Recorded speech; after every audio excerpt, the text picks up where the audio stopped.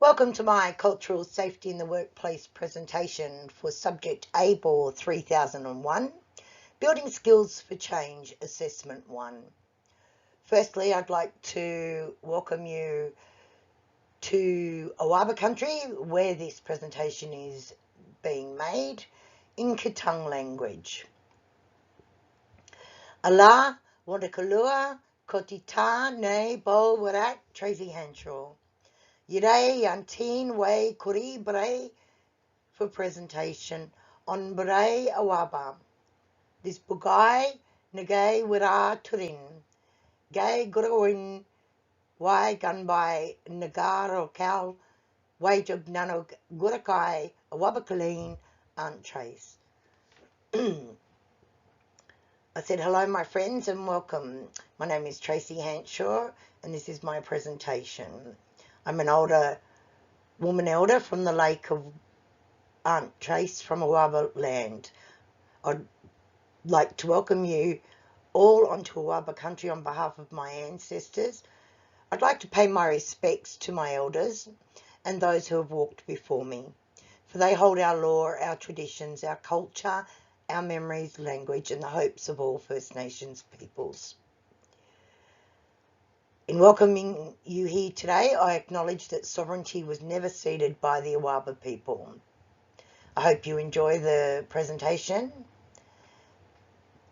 Bye for now.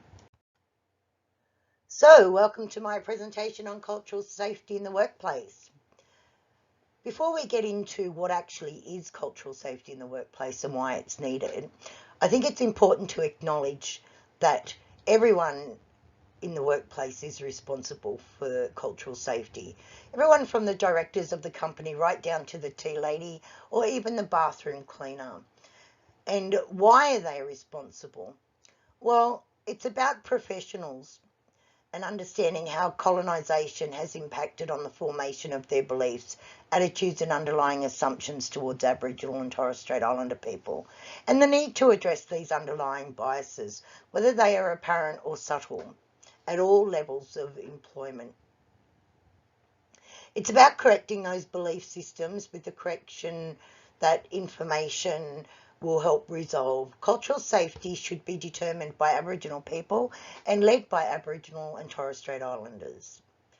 It's an important vehicle for achieving that self-awareness, which is an ongoing learning journey, and professional organisations have an obligation and important critical role to play in this as professionals. Workplace cultural safety is about becoming culturally competent. Cultural competency describes the ability of an individual or an organisation who interacts effectively with people of different cultures.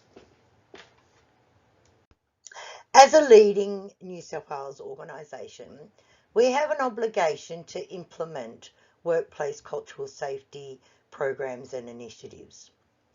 Cultural safety and wellbeing should be embedded in the organisational leadership, governance and culture, from the leadership to administrations, management and field staff.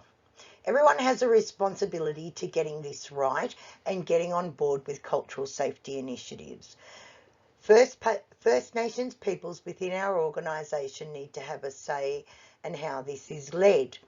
But firstly, leading from management, all managerial levels shall undertake cultural capacity training and create employment opportunities. They should lead by example as an employee and develop the strategies and guidelines to implement down the chain through administration and field staff. Administration staff will implement the strategies and guidelines.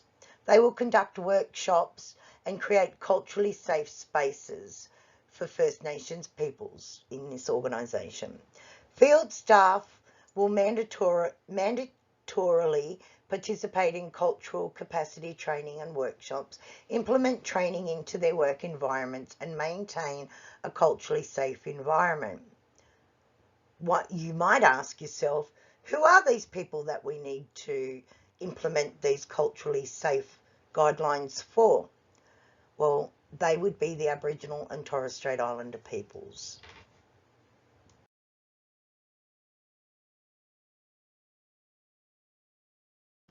So what is cultural safety in the workplace?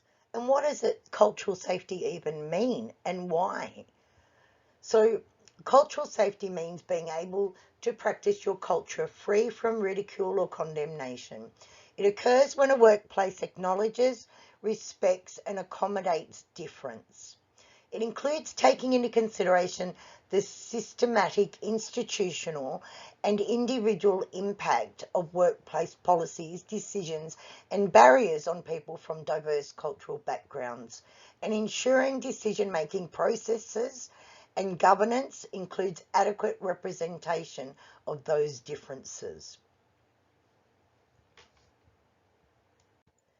Many organisations and companies within Australia are culturally unsafe places for First Nations who are employed in them. Examples of unsafe cultural practices are things like bullying, harassment of people because of their heritage, lateral violence, and inappropriate terminology. It's about people being judgmental of different cultures and using inappropriate terminology to define those cultures. It's lateral violence. It could be one, First Nations person versus another First Nations person, identifying them and harassing them. Most organisations have a level of biases against others with different cultures. It's important for organisations to implement policies and strategies for the creation of culturally safe spaces. And that might be in a literal sense, such as a yarning circle or a prayer room for those of Islamic faith or from Arabic cultures. It's certainly about how you communicate with people from different cultures and doing it in a positive way. There's also, being a good bystander and standing up for mob, whether that be a silent standby person who, may go after an incident and silently report it, or whether it's a more active bystander, sorry, standing up for mob directly and calling out inherent racism.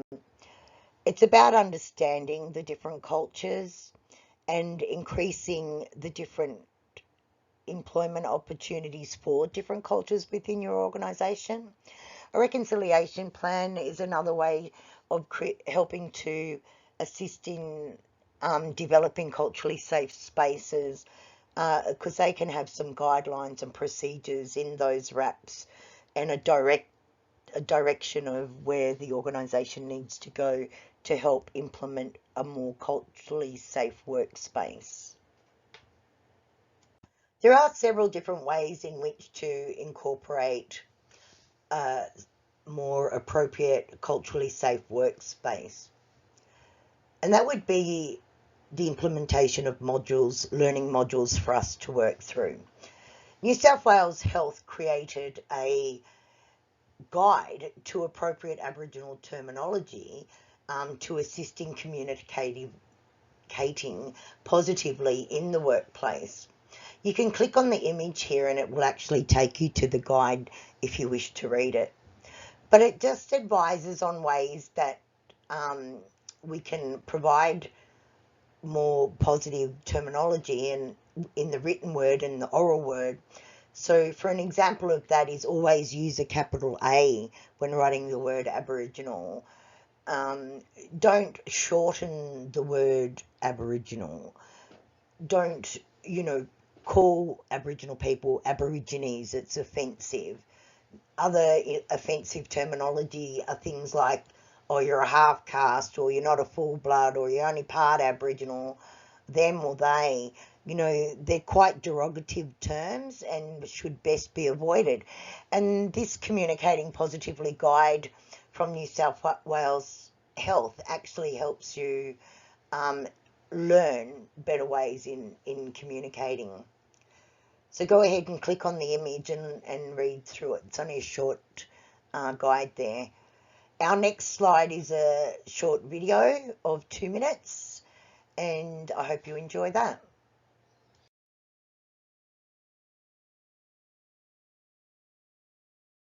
So what does it take, or what does it mean to be a good ally or a supportive bystander, whether it be in the community, online, or in the workplace?